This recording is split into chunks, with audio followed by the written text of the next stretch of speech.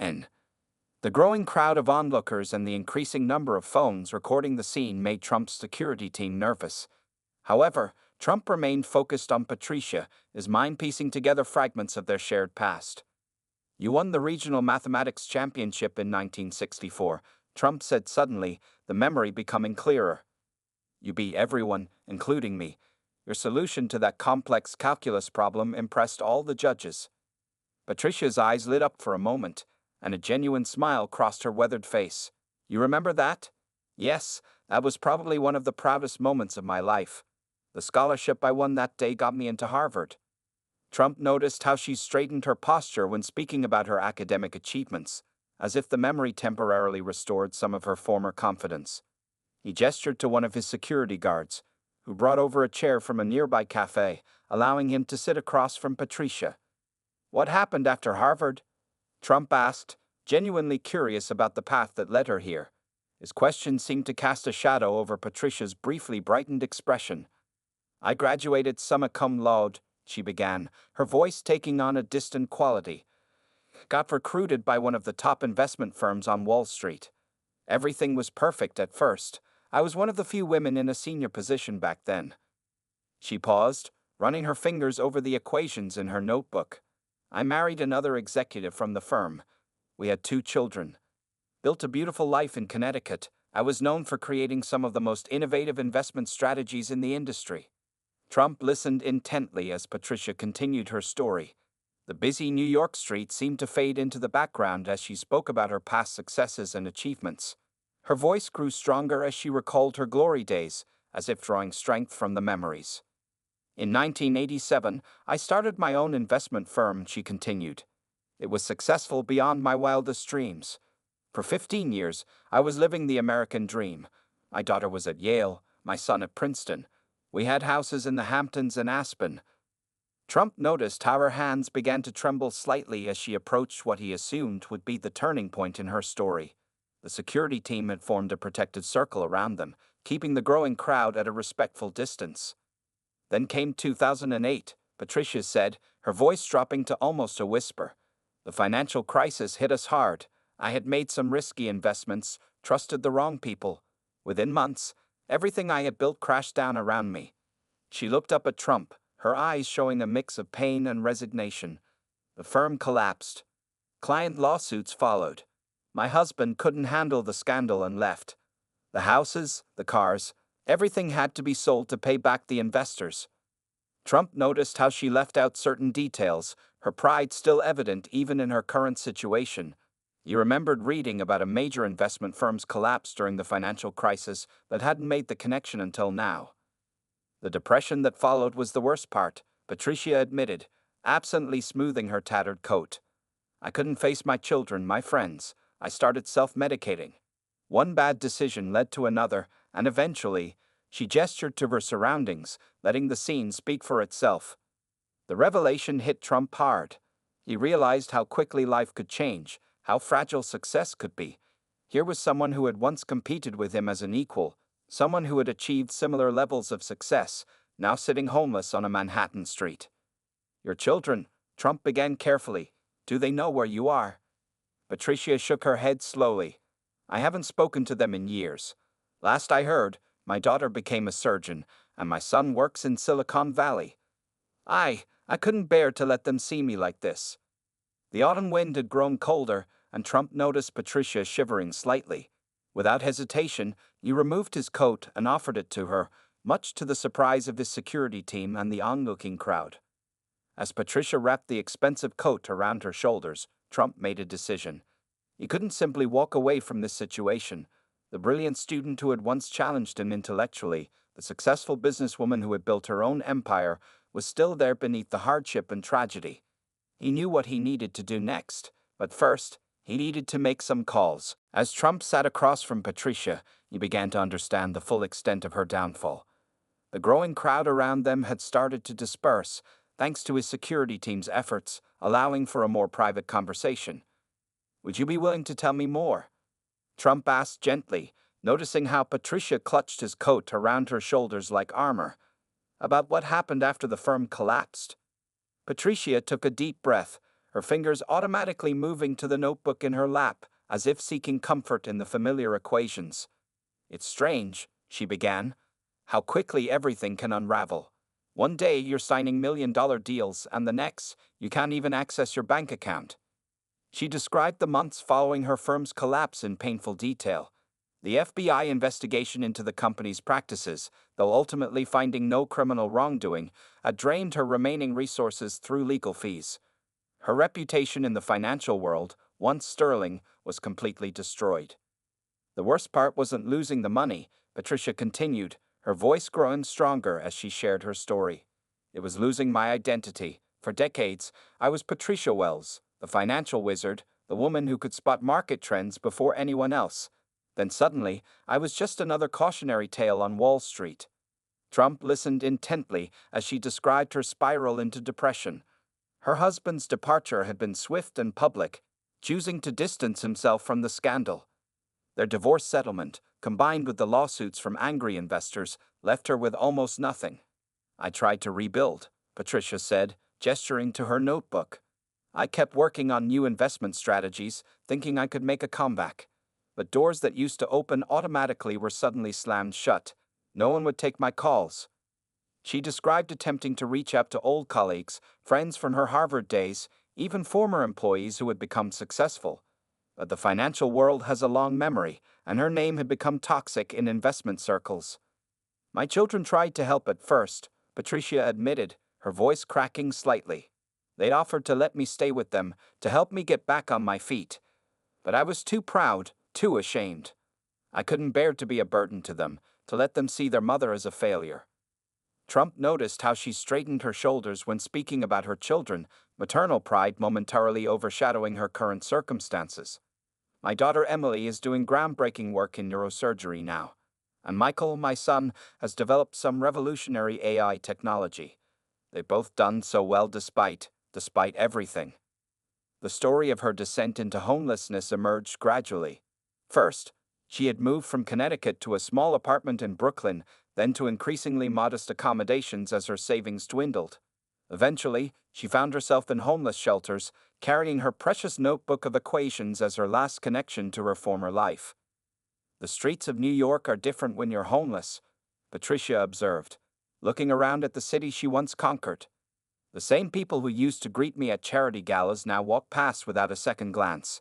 Though I suppose I wouldn't recognize myself either." Trump noticed how she maintained proper grammar and vocabulary despite her circumstances, a reminder of her education and former status. She still carried herself with a certain dignity, even while describing her lowest moments. "I keep working on these equations," she said, opening her notebook to show complex financial formulas. "Sometimes I think I've developed strategies that could work in today's market. But then I remember that no one would trust their money to a homeless woman, no matter how brilliant her ideas might be." The autumn sun had begun to set, casting long shadows across the street. Patricia pulled Trump's coat tighter around her shoulders, a simple gesture that seemed to emphasize the vast difference between their current situations. "The hardest part," she concluded, her voice barely above a whisper, "is knowing that I'm still the same person inside. My mind is still sharp, my understanding of markets hasn't changed. But out here, none of that matters. Out here, I'm invisible." Trump sat in silence for a moment, processing everything he had heard. The story of Patricia Wells was more than just a tale of financial ruin. It was a stark reminder of how quickly fortune could turn, how thin the line between success and failure could be. As he watched her carefully return her notebook to her shopping cart, he knew that her story wasn't over yet. Not if he had anything to say about it. As the evening shadows grew longer, Trump found himself at a crossroads. He reached into his wallet and pulled out several $100 bills, handing them to Patricia with a mixture of emotions he couldn't quite identify. "This should help you get a few nights in a hotel and some warm meals," he said, standing up from his chair. Patricia had accepted the money with trembling hands, but Trump noticed something in her eyes. A flicker of disappointment, perhaps hoping for more than just monetary assistance from her former academic rival. "Thank you, Donald," she said quietly, carefully folding the bills and placing them in her notebook. The way she handled the money spoke volumes, not with the desperation of someone used to begging, but with the careful precision of someone who once managed millions. Trump nodded, signaled to his security team, and began walking away, but each step felt heavier than the last. His mind kept returning to the equations in her notebook, the proper way she spoke, the dignity she maintained despite everything. Something about walking away felt deeply wrong. Back in his office at Trump Tower, he found himself unable to focus on his work. The stack of contracts on his desk remained untouched as he stared out the window at the Manhattan skyline. His assistant noticed his unusual distraction, but knew better than to ask questions. "Get me everything you can find about Patricia Wells," he finally instructed his assistant. "Focus on her work in the financial sector between 1980 and 2008. As the information started coming in, Trump began to see the fuller picture. News articles from the 1990s praised Patricia's innovative investment strategies. Financial magazines had featured her on their covers. Her firm, Wells Investment Partners, had been considered one of the most promising boutique investment companies in New York before the 2008 crash. But something about the crash didn't add up. Trump read through the investigation reports carefully. Patricia's firm hadn't failed due to fraud or intentional misconduct. She had simply made the same mistakes many others had made during that turbulent time. The main difference was that she had taken full responsibility, choosing to liquidate everything to pay back her investors rather than declare bankruptcy. She fell on her sword, Trump muttered to himself, remembering how many other firms had survived similar circumstances through legal maneuvering and strategic bankruptcies, tactics he himself was familiar with. As night fell over New York, Trump found himself still at his desk, troubled by his earlier decision to simply walk away. He remembered their school days, how Patricia's intelligence had pushed him to work harder, to be better. The memory of their academic rivalry now made his earlier gesture of just handing her money seem almost insulting.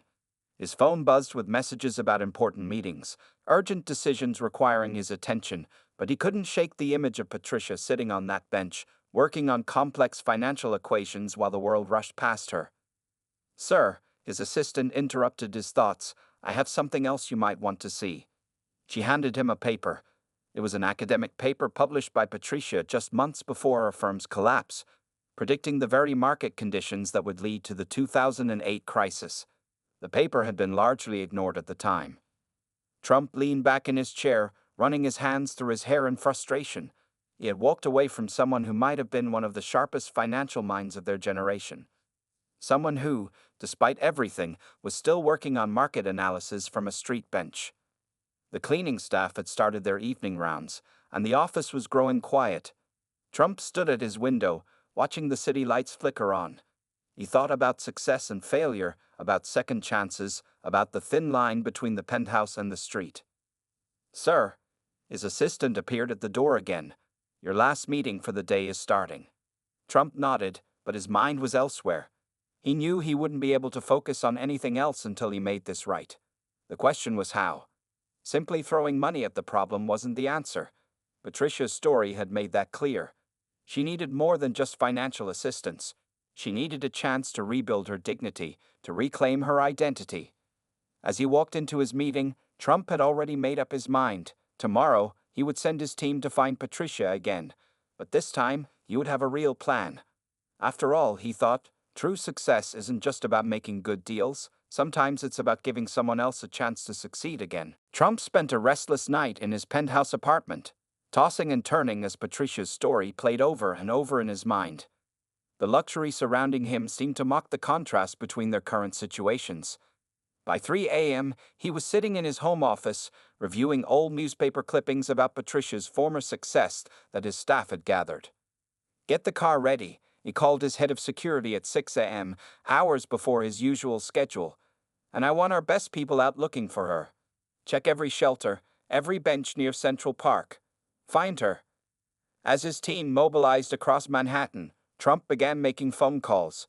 The first was to his legal team, instructing them to prepare various documents. The second was to the manager of one of his hotels. The third was to a high-end clothing store that hadn't opened yet. "I don't care if you're not open," he said firmly into the phone. "I need you to open early today. It's important." By 7 a.m., Trump had canceled all his morning meetings. His assistant was shocked. He never canceled meetings. But she could see the determination in his face and knew better than to question his decision. "Sir," His security chief called at 8:15 a.m. We found her. She's at a small coffee shop near Fifth Avenue. One of the employees apparently lets her sit inside during breakfast hours. Trump grabbed his coat and headed for the elevator. In the car, he reviewed his plan one more time. It wasn't charity he was offering. He knew Patricia wouldn't accept that. It was something else entirely. The coffee shop was small and crowded with morning commuters. Patricia sat in a corner, her shopping cart next to her, working in her notebook while nursing what appeared to be a cup of hot water with a lemon slice. "Mind if I join you?" Trump asked, sliding into the seat across from her. The other customers stared as his security team positioned themselves discreetly around the shop. Patricia looked up, surprised. She was still wearing his coat from yesterday. "Donald? I didn't expect to see you again." "I spent all night reading about your market prediction paper from 2008, he said without preamble. "The one about the housing market bubble. You were right about everything." Patricia's hands tightened around her notebook. "It doesn't matter anymore. No one listened then, and no one would listen now." "I'm listening," Trump said firmly. "And I have a proposition for you. Not charity," he added quickly, seeing her start to protest. "A business deal." He laid out his plan. He wanted to create a new division within his company, focused on market analysis and risk assessment. He needed someone with experience, someone who had seen both sides of the market, someone who knew what it meant to rise and fall. "I'm offering you a job," he said clearly. "But more than that, I'm offering you a chance to rebuild. We'll start with a temporary position if you want. See how it works out. You'll have an office, a salary, and most importantly, a platform to prove yourself again." Patricia's hands trembled slightly as she processed his words. "Why?" she asked simply. "Why would you take this risk?" Trump leaned forward. "Because I read your notebook yesterday. Those equations, your analysis, you haven't lost your touch. You've gained something more valuable, perspective. And in business, perspective is priceless." He outlined the practical details: an apartment in one of his buildings to start with, a clothing allowance, and medical care. But he emphasized that none of it was charity. It was all part of a standard executive compensation package. "The real question," Trump said, "is whether you're ready to step back into that world. It won't be easy. There will be people who remember the past, who might not welcome your return." Patricia looked down at her notebook, then out at the street where she had spent so many nights. Finally, she looked back at Trump, and he saw something in her eyes that hadn't been there yesterday: hope. "When do we start?" she asked quietly. Trump smiled and stood up. "Right now. There's a car waiting outside and a team of people ready to help you begin again. But remember," he added seriously, "this isn't just about you anymore. Your story, your comeback, it could inspire others who think they've lost everything." As they walked out of the coffee shop together, Trump knew he had made the right decision. This wasn't just about helping an old classmate or easing his conscience. It was about recognizing that sometimes the best business decisions come from giving people a second chance to prove their worth. The transformation began immediately. Trump's team had prepared everything with military precision. The first stop was the high-end clothing store he had arranged to open early, where professional stylists waited to help Patricia select appropriate business attire. "I can't accept all this," Patricia protested, looking at the array of suits and dresses laid out before her. "This isn't a gift," Trump explained firmly. "It's a business expense. Every executive in my company maintains a certain image. This is part of the job." While Patricia worked with the stylists, Trump stepped aside to make more calls. He arranged for a team to clean and furnish an apartment in one of his buildings near Central Park. He also contacted several of his most trusted employees to prepare Patricia's new office. The store's private salon handled Patricia's hair and makeup, transforming her appearance to match her new position. As she emerged from the dressing room in a tailored navy suit, Trump noticed how she stood straighter, her confidence visibly returning with each step. "Your notebook," Trump said, pointing to the worn pages she still clutched. "We'll have everything in it digitized. Your equations, your market analysis, all of it will be reviewed by our financial team." Patricia's eyes widened. "You really want to look at my work?" "Every page," Trump confirmed. "But first, there's something else we need to do." They drove to a private medical facility where Trump had arranged for a complete health checkup. Patricia hadn't seen a doctor in years, and while she protested that she was fine, Trump insisted this was also standard company procedure. All executives undergo regular health screenings, he explained. It's part of our corporate policy. While Patricia underwent her examinations, Trump met with his legal team in another room. They drafted a carefully worded employment contract that would protect both parties. It included performance-based bonuses and a clear path to advancement based on results. This isn't charity, Trump reminded his lawyers. I want this structured as a legitimate business arrangement. She needs to know she's earning everything she gets. By afternoon, they arrived at Trump Tower. Patricia, now looking every bit the executive in her new suit, with her hair properly styled and her health issues being addressed, stood in front of the building where just yesterday she had been an outsider. Your office is on the 42nd floor, Trump explained as they rode the elevator. You'll be working directly with our financial analysis team. The office was spacious and modern, with floor-to-ceiling windows offering a stunning view of Manhattan. A new laptop sat on the desk, along with various financial reports and market analyses waiting for her review. This is your team, Trump said as three young financial analysts entered the room. They've been briefed on your background and your expertise. They're here to learn from you. Patricia ran her hand along the desk's smooth surface, taking in the reality of her situation. What exactly do you expect from me? She asked. Honesty, Trump replied. Your experience, both the success and the failure, gives you unique insight. I want you to help us spot risks others might miss. Help us understand markets from both sides. He handed her a folder containing her first assignment, analyzing potential risks in several new development projects. You start tomorrow morning. Today, get settled in your new apartment. A car will pick you up at 8 a.m. As Trump turned to leave, Patricia called out, Donald? He turned back. Thank you for not just walking away yesterday. Trump shook his head. Don't thank me. Prove me right. Show everyone that Patricia Wells is still one of the sharpest minds in finance.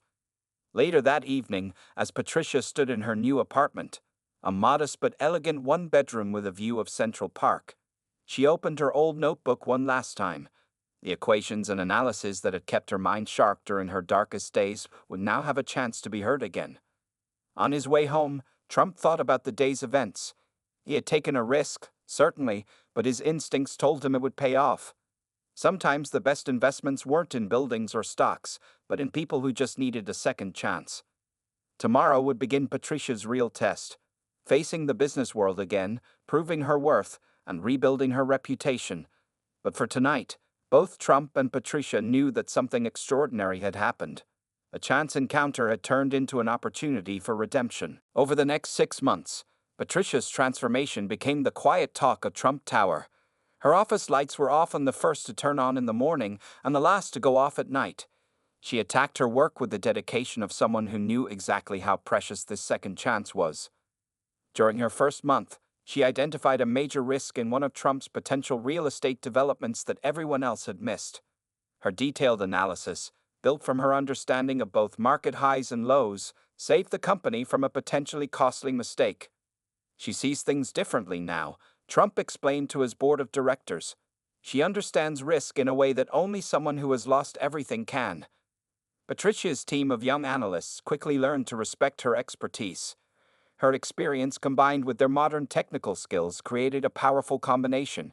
She taught them to look beyond the numbers, to see the human factors that could affect market movements. Numbers can tell you what's happening, she would tell them, but understanding why it's happening, that comes from experience. By the third month, Patricia had gained enough confidence to reach out to her children. The meeting was arranged in Trump's private office to avoid media attention. Her daughter Emily, now a successful surgeon, and her son Michael, the tech entrepreneur, were initially shocked by their mother's new position. Mom, Emily had whispered, seeing Patricia in her business suit, standing confidently by the window. The family reunion was tearful but healing.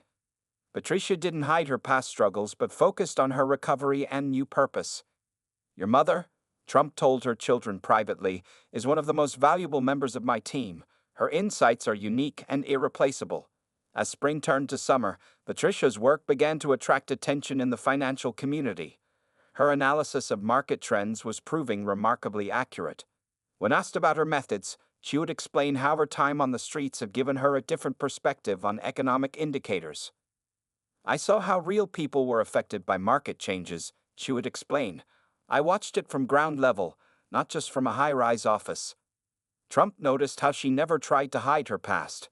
Instead, she had integrated it into her expertise, using her experiences to become better at her job. Her presentations to investors often included insights that could only come from someone who had seen both sides of fortune. By the 5th month, Patricia had earned her first performance bonus. She used part of it to start a small foundation helping homeless individuals with business backgrounds rebuild their careers. Trump matched her contribution, seeing the value in her initiative. Success isn't just about making money, Patricia told her team. It's about using what you've learned to help others avoid your mistakes. Her apartment, once sparse and new, had become a home. Photos of her children sat on her desk at work. She had rebuilt not just her career, but her life and her relationships. The notebook that had been her companion on the streets was now displayed in a glass case in her office, a reminder of where she had been. During their weekly meetings, Trump noticed how Patricia had regained her confidence but maintained her humility. She wasn't afraid to disagree with him when her analysis suggested a different approach, and her predictions were proving right more often than not. "You know," Trump said during one such meeting, "that day I found you on the bench, I'd almost walked away." Patricia smiled. "I know, but you didn't, and that made all the difference." By the 6th month, Patricia had been promoted to head of risk assessment for Trump's entire organization. Her story, though not widely publicized, became known within the business community as an example of resilience and redemption. One evening, as she left her office, Patricia stopped to talk to the cleaning staff, something she did regularly now. She knew their names, their stories, their struggles. They respected her not just because of her position, but because she treated them with the understanding of someone who knew life could change in an instant. Trump, watching from his office window as Patricia's car pulled away, reflected on how one decision to stop and help had led to so much positive change. Her recovery wasn't just professional, it was personal, complete, and inspiring to others. The Patricia Wells who had sat on that bench with her notebook seemed like a distant memory now. In her place was a woman who had not just survived her fall from grace, but had used it to become something more than she had been before. Someone who understood both success and failure, and the wisdom that comes from experiencing both. 1 year after Trump's chance encounter with Patricia on that Manhattan bench, the transformation was complete. The story of her remarkable comeback had spread throughout the financial world, though she had never sought publicity for it. On a crisp autumn morning, similar to the day they had reconnected, Trump stood beside Patricia as she cut the ribbon to open the Wells Foundation, her new nonprofit organization dedicated to helping homeless individuals with professional backgrounds rebuild their lives. "Today, we're not just opening an office," Patricia addressed the small crowd gathered for the ceremony. "We're opening doors for people who think those doors are permanently closed to them." The foundation occupied an entire floor in one of Trump's buildings, which he had donated to the cause. The space included training facilities, counseling offices, and a state-of-the-art computer center where people could rebuild their professional skills. Patricia's children stood proudly in the audience. Emily had taken a break from her surgical duties to be there, while Michael had flown in from Silicon Valley. Their family was whole again, stronger for having weathered the storm together. "My mother taught me that it's not about how far you fall," Michael said in his speech. "It's about how you get back up." The foundation's first success story stood nearby, a former marketing executive who had lost everything in a personal crisis. Patricia had found him sleeping in the same park where Trump had found her. Now, just 3 months later, he was working at a major advertising firm. Trump watched as Patricia moved through the crowd, greeting each person with the same dignity and respect she had craved during her darkest days. She had developed a unique ability to spot the potential in people that others might overlook. "She's not just changing lives," Trump commented to a reporter. "She's changing how we think about success and failure in America." The foundation's program was unique because it was run entirely by people who had experienced similar falls from grace. They understood that rebuilding a professional life required more than just job training. It required rebuilding confidence, healing emotional wounds, and reconnecting with one's identity. Patricia's office at Trump Tower had become a testimony to her journey. The old notebook remained in its glass case, but now it was joined by photos of success stories, people who had gone from park benches to offices, from shelters to homes. Her work with Trump's organization had expanded beyond risk assessment. She had become a valued advisor on all major decisions, bringing her unique perspective to every project. Her ability to see both the financial and human implications of business decisions had proven invaluable. You know what the real transformation was? Trump asked during the foundation's opening ceremony. It wasn't turning Patricia Wells from homeless to successful again. It was allowing her to become something more than she had ever been before. Patricia's foundation had already helped 20 people rebuild their lives in its pilot program. Each success story strengthened her conviction that no one should be defined by their lowest moment. Later that evening, after the ceremonies were over, Patricia returned to the bench where Trump had found her that day. She sat down, now dressed in elegant business attire, and opened her new notebook, the one she used to track the foundation's progress. Trump, who had followed her, sat down beside her. "Thinking about that day?" he asked. Patricia nodded. "I come here sometimes to remind myself. Every person we pass on these streets has a story. Some of them just need someone to stop and listen, like you did." The foundation was already expanding to other cities. Other business leaders, inspired by Trump's example, had begun similar programs. Patricia's story had sparked a movement, challenging the business world to look differently at failure and redemption. As they sat there, watching the flow of people passing by, Patricia spotted a woman in worn business clothes, clutching a laptop bag that had seen better days. Their eyes met, and Patricia saw in her the same look she had once carried, pride mixed with desperation. Standing up, Patricia straightened her suit jacket. "Excuse me," she said to Trump. "I think I see someone who needs our help." Trump watched as Patricia approached the woman, introducing herself not as a successful executive or foundation leader, but simply as someone who understood. In that moment, he saw the true meaning of transformation. It wasn't just about changing one life, but about creating a chain reaction of hope and opportunity that could transform countless lives. The circle was complete. Patricia Wells had not just recovered her own life, she had become a bridge for others to find their way back as well. The autumn wind whistled through the concrete canyons of Manhattan as Donald Trump stepped out of Trump Tower on a crisp October morning. He had just finished a particularly long board meeting, and his mind was occupied with thoughts of upcoming real estate projects. The streets were busy as usual, filled with the typical New York rush of people hurrying to their destinations. As he walked down Fifth Avenue, surrounded by his security detail, something unusual caught his attention. There was a woman sitting on a bench near Central Park, her appearance notably different from the well-dressed professionals rushing past. She wore several layers of worn-out clothes, and her gray hair was tangled and unkempt. What struck Trump most wasn't her obvious state of homelessness, but rather something hauntingly familiar about her face. Trump normally wouldn't have stopped. His schedule was always packed, and his security team preferred him to keep moving. But today was different. Something about this woman made him pause mid-stride, causing his security guards to exchange confused glances. "Sir," one of the guards questioned, clearly concerned about the unexpected stop. Trump raised his hand, signaling them to wait. He couldn't shake the feeling that he knew this woman from somewhere. As he studied her face from a distance, memories from decades ago started flooding back. Memories of his days at the New York Military Academy. The woman was focused on a worn notebook in her lap, scribbling what appeared to be mathematical equations. Despite her shabby appearance, her hands moved across the paper with precise, educated movements. It was this detail that finally triggered Trump's full recognition. "Patricia," he said, his voice carrying across the few feet that separated them. "Patricia Wells?" The woman looked up, startled by the sound of her name.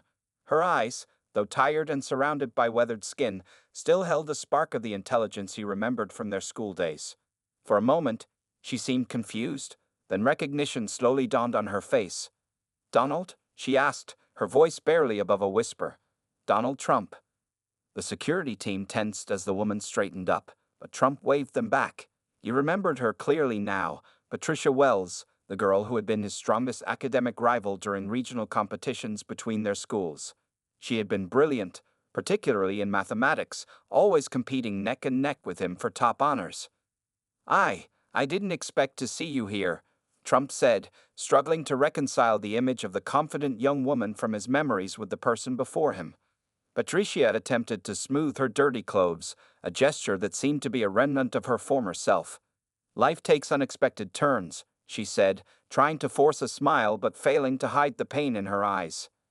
The other pedestrians on the street began to take notice of the unusual scene, the famous businessman standing before a homeless woman. Some slowed their pace, while others pulled out their phones, likely hoping to capture the moment. Trump felt a mix of emotions he rarely experienced: shock, sadness, and a strange sense of guilt. Here was someone he had known, someone who had once been his equal in many ways, now sitting on a street bench with all her belongings in a worn shopping cart beside her. "How long have you been?" He gestured vaguely, not wanting to say the word homeless. "3 years," Patricia replied, clutching her notebook closer to her chest. "But I still keep my mind sharp. These equations, they help me remember who I used to be." Trump noticed how she gripped the notebook like a lifeline, and he could see complex mathematical formulas covering its pages, a stark reminder of the brilliant student she had once been. The contrast between her current situation and their shared past was jarring. As the autumn wind grew stronger, Patricia pulled her thin jacket closer around her shoulders.